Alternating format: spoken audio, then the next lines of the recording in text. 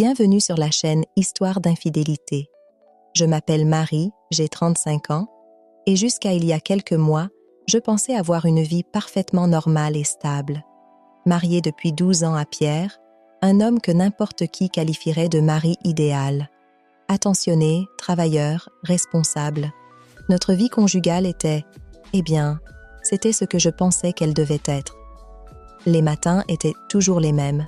Je me réveillais à 6h30, préparais le petit déjeuner pendant que Pierre prenait sa douche. Nous mangions ensemble en silence, lisant chacun nos téléphones, puis nous partions travailler. Les week-ends suivaient le même schéma. Course le samedi matin, déjeuner chez ses parents le dimanche. Une routine confortable, prévisible, mais terriblement vide, même si je ne le réalisais pas encore.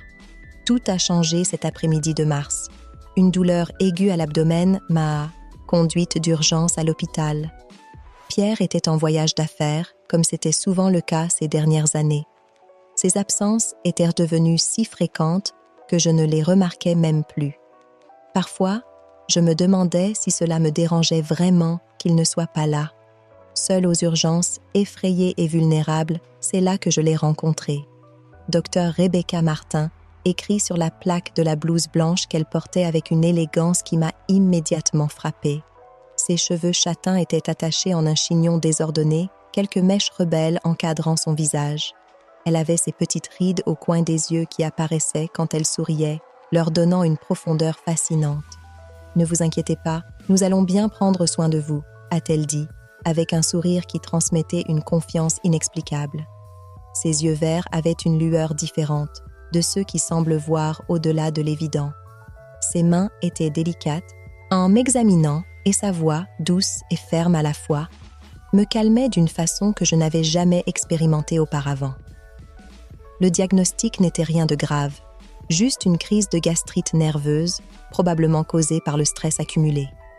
Mais cette rencontre serait le début de quelque chose qui changerait tout dans ma vie. Rebecca ne s'est pas contentée de me prescrire des médicaments. Elle a parlé avec moi, m'a posé des questions sur ma vie, mon travail, mes habitudes. Pour la première fois depuis longtemps, j'ai senti que quelqu'un s'intéressait vraiment à moi, à ce que j'avais à dire. Je me souviens particulièrement de la façon dont elle s'est assise sur le bord de mon lit d'hôpital, prenant le temps de m'écouter alors que je lui parlais de mon travail stressant dans la publicité. Elle ne regardait pas sa montre, ne vérifiait pas son téléphone. Son attention était entièrement focalisée sur moi, comme si j'étais la seule personne qui comptait à ce moment-là. Dans les semaines qui ont suivi, j'ai dû retourner à l'hôpital pour quelques examens de suivi. À chaque consultation avec Rebecca, je sentais mon cœur s'accélérer d'une manière différente. Nous avons commencé à nous rapprocher au-delà de la relation médecin-patient. Nous avons découvert des goûts communs, partagé des histoires de vie. Elle aussi était seule, divorcée depuis 2 ans d'un mariage qui, selon elle, n'aurait jamais dû avoir lieu. Elle m'a raconté comment son ex-mari ne comprenait pas sa passion pour la médecine, ses longues heures de travail, son besoin de se donner entièrement à ses patients. Il voulait une femme plus traditionnelle, plus présente à la maison. Rebecca voulait plus de la vie, elle voulait faire une différence, sauver des vies, être plus qu'une simple épouse. C'est lors d'un après-midi café, après ma dernière consultation, que j'ai réalisé que quelque chose était différent en moi. Rebecca parlait d'un livre qu'elle venait de finir, ses yeux brillaient d'enthousiasme et je me suis surprise à admirer chaque détail de son visage, la façon dont ses mains gesticulaient pendant qu'elle parlait, la manière dont ses cheveux châtains tombaient sur ses épaules. C'était plus que de l'admiration, c'était du désir, c'était une attraction que je n'avais jamais ressentie pour une autre femme auparavant. Le choc de cette découverte m'a laissée confuse, effrayée. J'ai essayé de me convaincre que ce n'était qu'une forte amitié, une connexion spéciale entre 2 personnes qui se comprenaient. Mais alors, les rêves ont commencé. Des rêves intenses, où je sentais le toucher de ses mains, où nos lèvres se rencontraient, où nos corps se découvraient. Je me réveillais haletante, coupable, mais en même temps, désirant plus. Pierre a commencé à remarquer mes changements. J'étais plus distante, pensive. Nos moments intimes, qui étaient déjà rares, sont devenus encore plus rares. Quand il me touchait, je comparais inconsciemment avec le toucher que j'imaginais que Rebecca aurait. C'était injuste envers lui, Je le savais, mais je ne pouvais pas contrôler mes pensées. Mon histoire n'est pas encore terminée. S'il vous plaît, envisagez de vous abonner à la chaîne. Merci, retour à l'histoire. Un soir, après une journée particulièrement stressante au travail, j'ai reçu un message de Rebecca. Elle avait obtenu des billets pour une exposition d'art contemporain dont j'avais mentionné que je voulais vraiment voir. Pierre était encore en voyage, et avant que je puisse trop réfléchir, j'ai accepté l'invitation. L'exposition était merveilleuse, mais la compagnie l'était encore plus. Rebecca avait une connaissance approfondie de l'art, et sa passion en expliquant chaque œuvre m'enchantait de plus en plus. Je me souviens particulièrement d'un moment devant une toile abstraite. Elle expliquait comment les couleurs représentaient différentes émotions. Et soudain, sa main a effleuré la mienne. Ce contact, bien qu'innocent, a envoyé des frissons dans tout mon corps. Après l'exposition, elle a suggéré que nous allions prendre un verre de vin dans son appartement qui était proche. Une fois de plus, j'ai accepté sans hésiter. L'appartement était exactement comme je l'imaginais, élégant, accueillant, avec une vue incroyable sur la ville. Les murs étaient décorés de tableaux abstraits et une petite bibliothèque occupait un mur entier.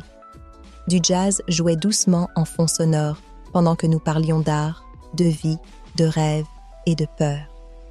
C'est alors que c'est arrivé. Je ne sais pas qui a fait le premier pas, mais soudain, nous étions très proches. Je pouvais sentir sa respiration, son parfum délicat, la chaleur de son corps. Quand nos lèvres se sont rencontrées, c'était comme si un courant électrique parcourait tout mon corps. Ses mains sur ma taille me faisaient trembler et pour la première fois de ma vie, j'ai senti que j'étais vraiment vivante. Cette nuit-là fut une découverte. Chaque toucher, chaque baiser, chaque soupir était une révélation. Rebecca m'a fait ressentir des choses que je ne savais même pas possibles. Ce n'était pas seulement du désir physique, c'était une connexion à tous les niveaux. Nos corps s'emboîtaient parfaitement, comme s'ils avaient été faits l'un pour l'autre. Ses caresses étaient à la fois douces et intenses, et chacun de ses gémissements était comme de la musique à mes oreilles. Le lendemain matin, je me suis réveillée avec le soleil entrant par la fenêtre et le poids de la réalité tombant sur moi. Qu'avais-je fait? Comment pourrais-je regarder Pierre après ça? Mais alors, Rebecca s'est réveillée, m'a enlacée par derrière et a murmuré « bonjour » à mon oreille, et tous les doutes ont semblé moins importants. Les semaines suivantes ont été des montagnes russes émotionnelles. Pendant la journée, j'essayais de maintenir la normalité à la maison et au travail, mais mes pensées revenaient toujours vers Rebecca. Nous nous rencontrions dès que possible, dans des cafés, des expositions ou dans son appartement. Chaque moment ensemble était magique, mais la culpabilité était toujours là, me rongeant de l'intérieur. Pierre a commencé à poser plus de questions. Il voulait savoir pourquoi j'étais si distante, pourquoi je passais tant de temps dehors. J'inventais des excuses sur du travail supplémentaire, des rencontres avec des amis, mais chaque mensonge me faisait me sentir pire. Il ne méritait pas ça. Malgré le refroidissement de notre mariage, il avait toujours été un bon mari, un homme bien. Rebecca ne m'a jamais pressée. Elle comprenait ma situation compliquée, respectait mon temps et mon espace, mais je pouvais voir dans ses yeux qu'elle voulait plus, qu'elle rêvait d'un futur où nous pourrions être ensemble ouvertement. Et, pour être honnête, je commençais aussi à rêver de cela. Un soir, après une autre rencontre intense avec Rebecca, je suis rentrée à la maison et j'ai trouvé Pierre assis dans le salon, m'attendant. Il avait trouvé quelques messages sur mon téléphone. Ce n'étaient non pas des messages compromettants, mais ils étaient suffisamment affectueux pour soulever des soupçons. Il m'a confrontée, m'a demandé si j'avais une liaison.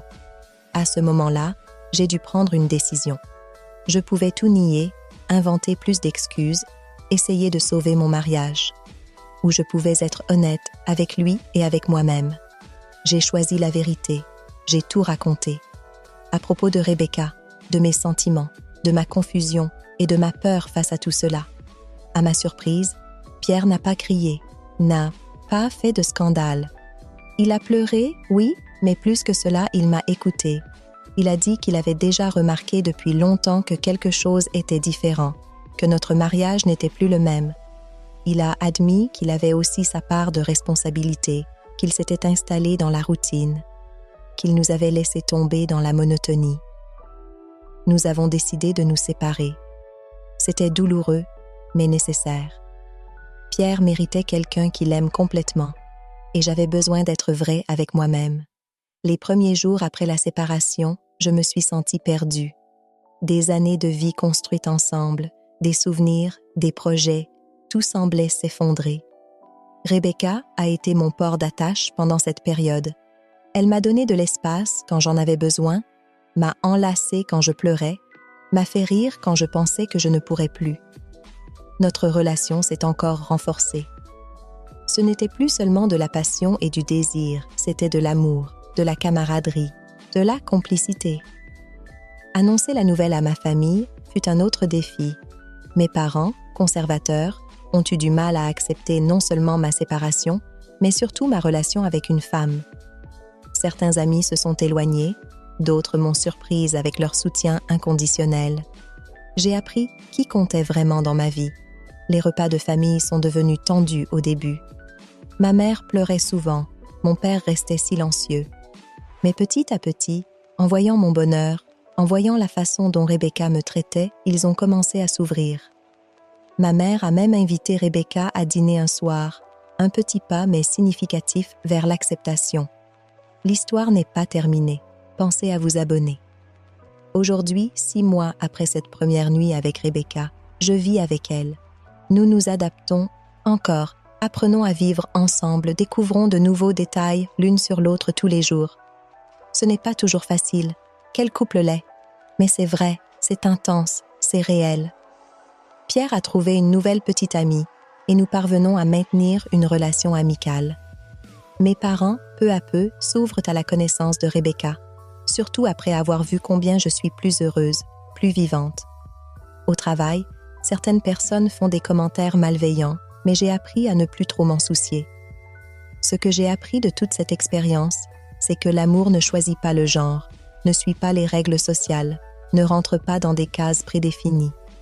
Parfois, il apparaît de la façon la plus inattendue possible et quand cela arrive, nous devons avoir le courage de l'accepter, même si cela signifie changer complètement notre vie. Je sais que beaucoup me jugeront pour avoir trompé mon mari, pour avoir choisi de tomber amoureuse d'une femme. Mais la vérité est que nous ne choisissons pas de qui nous tombons amoureux. Ce que nous choisissons, c'est ce que nous faisons de cet amour. J'ai choisi d'être honnête avec Pierre, avec Rebecca et surtout avec moi-même. Aujourd'hui, quand Rebecca m'enlace la nuit, quand nous nous réveillons ensemble le matin, quand nous partageons nos rêves et nos peurs, je sais que j'ai fait le bon choix. Ce n'était pas facile, ce n'était pas sans douleur, mais c'était nécessaire. Parce que parfois nous devons nous perdre complètement pour nous retrouver vraiment. Pour ceux qui traversent quelque chose de similaire, qui se découvrent, qui ont peur d'être qui ils sont vraiment. Ne laissez pas la peur vous empêcher de vivre l'amour. Oui, il y aura des jugements, il y aura des pertes, il y aura des moments difficiles. Mais il y aura aussi la libération, il y aura des découvertes incroyables, il y aura un amour qui vaut chaque moment de difficulté. Rebecca m'a appris que le véritable amour ne nous emprisonne pas, il nous libère. Il nous permet d'être qui nous sommes vraiment, sans masque, sans mensonge. Et quand nous trouvons ce type d'amour, nous devons avoir le courage de l'embrasser, même si cela signifie aller contre tout ce que nous pensions être juste. Je me souviens encore du premier dîner où j'ai présenté Rebecca à mes amis proches. J'étais nerveuse, mes mains tremblaient en servant le vin. Mais Rebecca, avec sa grâce naturelle, a su mettre tout le monde à l'aise. Elle a parlé de son travail à l'hôpital, a raconté des anecdotes amusantes, et avant la fin de la soirée, même mes amis les plus sceptiques étaient conquis par sa personnalité chaleureuse. Notre vie quotidienne s'est établie dans une routine confortable, mais tellement différente de celle que j'avais avec Pierre. Chaque matin, Rebecca se lève tôt pour aller à l'hôpital, mais pas avant de m'avoir embrassée tendrement. Nous prenons notre café ensemble, parlant de nos projets pour la journée, riant de petites blagues que nous seuls comprenons. Les week-ends sont remplis d'expositions d'art, de promenades dans le parc, de soirées tranquilles à lire côte à côte sur le canapé. Bien sûr, nous avons aussi nos défis. Rebecca peut être très absorbée par son travail, passant parfois de longues heures à l'hôpital. J'ai dû apprendre à gérer mes insécurités, à ne pas comparer notre relation avec mon mariage précédent. Nous avons eu nos disputes, nos moments de doute, mais nous avons toujours su nous retrouver plus fortes qu'avant. L'une de nos plus grandes joies a été de créer notre propre espace ensemble. Nous avons décoré notre appartement avec des œuvres d'art que nous avons choisies ensemble, mélangé nos bibliothèques, créé un petit jardin sur notre balcon. Chaque objet raconte une histoire, chaque coin reflète qui nous sommes ensemble. La réaction de mes collègues a été mitigée. Certains ont été immédiatement accueillants, d'autres ont mis de la distance. Une collègue, que je considérais comme une amie proche, a cessé de m'inviter aux sorties après le travail.